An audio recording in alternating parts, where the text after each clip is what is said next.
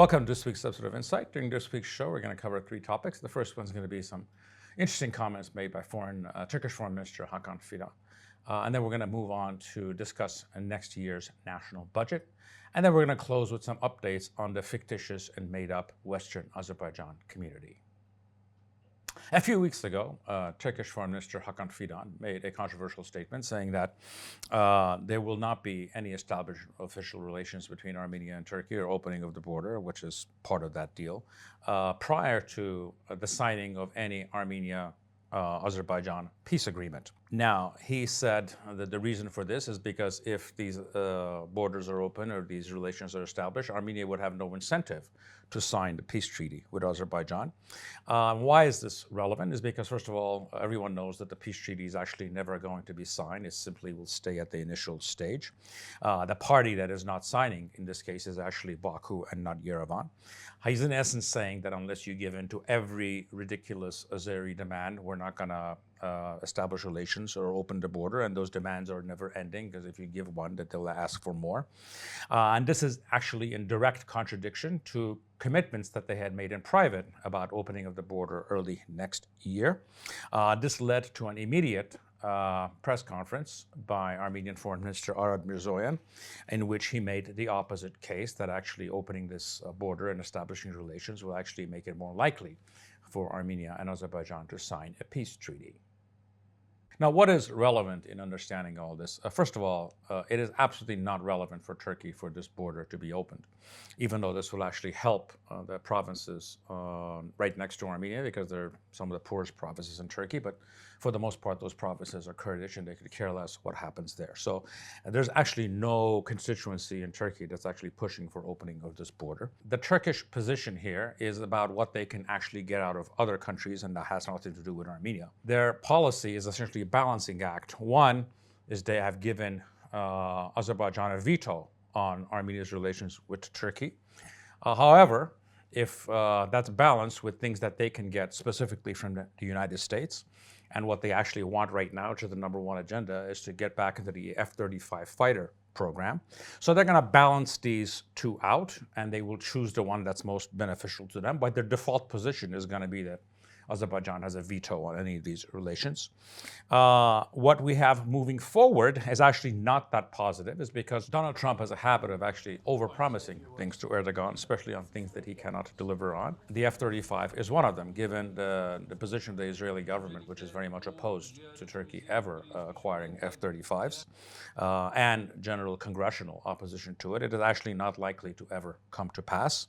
What is likely to come to pass for our region is the most likely thing, that the opening of the Gumri-Kars railway, because that's literally part of the TRIP program, which starts with the railways coming through Nakhchivan and coming through Sunik. So in the short run, it's clear, it's very easy to understand. We've probably taken a significant step backwards in establishing the relations with Turkey. And what we're likely to get is a few years down the line is the opening of railways between the two countries, and probably not much more than that. Now let's move on to discussing next year's announced budget. It was announced that next year's Armenia state budget will be $9.4 billion, plus $1.8 billion in capital expenditures, which brings the total to $11.2 billion. To put things in perspective, in 2018, it was $3 billion on the normal budget and $325 million in capital expenditures, for a total spending of $3.325 billion. The economy has cumulatively grown about 60% between these two dates, while the GDP itself slightly more than doubled. These are good numbers, but nothing that would justify the tripling or quadrupling of our national budget. The reason that these numbers have grown, it's two things. One is a growing economy, but more importantly, it's actually been more honest tax collection. In short terms, in crass terms, essentially forcing oligarchs and the rich in this country to actually pay taxes that they weren't used to paying before. Now let's just step back. This started in 2018. Think about the amount of taxes that was not paid prior to that, and let's just be very conservative that in the 25 years before 2018, there were probably $10 billion in taxes that weren't paid. If those taxes were paid, and for example, half of them were actually invested in our military, in our defenses, what it would mean is a completely different outcome to the 2020 war. These numbers that I just outlined are extremely political. And if you really want to understand why the old regime is never going to come back to power in Armenia, you need to understand these numbers. Now let's move on to the fictitious Western Azerbaijan narrative of the Baku regime.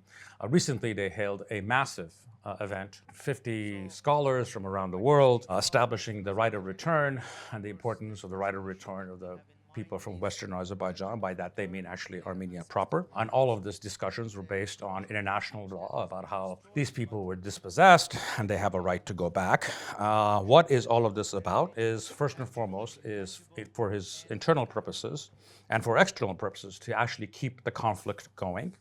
Not to move towards peace, but to keep this no war, no peace situation as the norm. Secondly, it's actually to create an internal narrative for future aggression against Armenia, to essentially justify a future war and aggression when that time is right.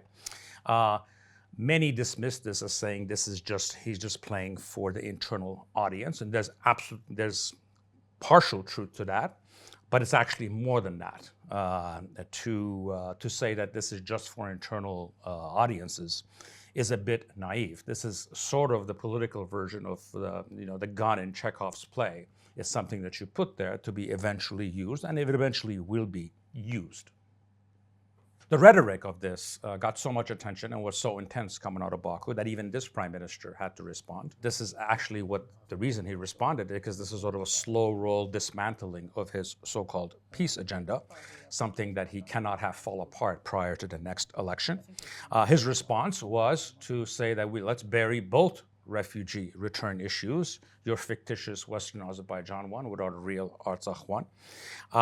When we're analyzing this, what can we make of this? Well, first and foremost, it's complete degeneracy to create a moral equivalency between these two, because the Artsakh ethnic cleansing was actually a genocide, and it is under international law.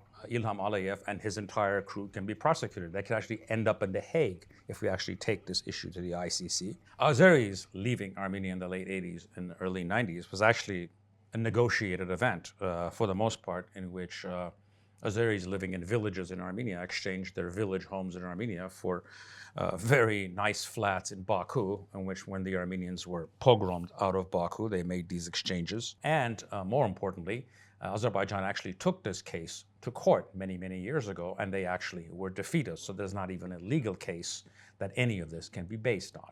If you ever want to study a test case of policy failure, it is actually to study the failure of policy of this government for and against the Baku regime.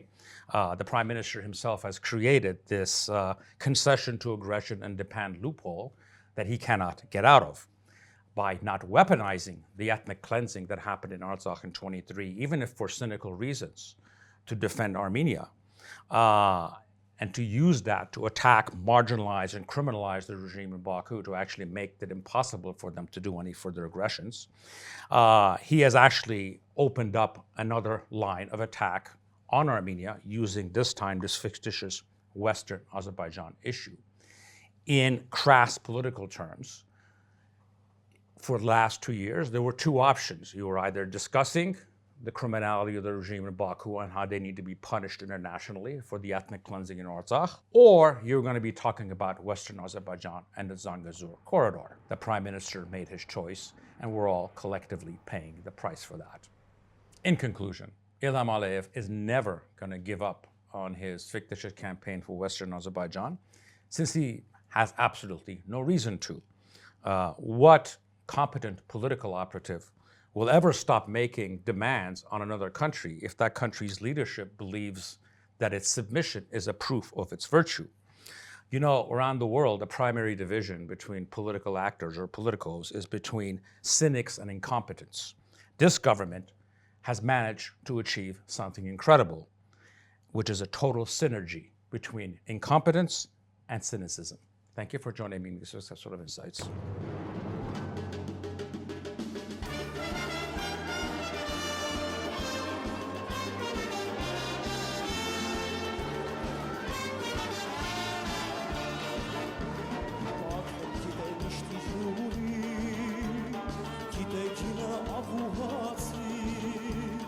Միշտ հյուրասեր ու միշտ բարի, միշտ սրտաբաց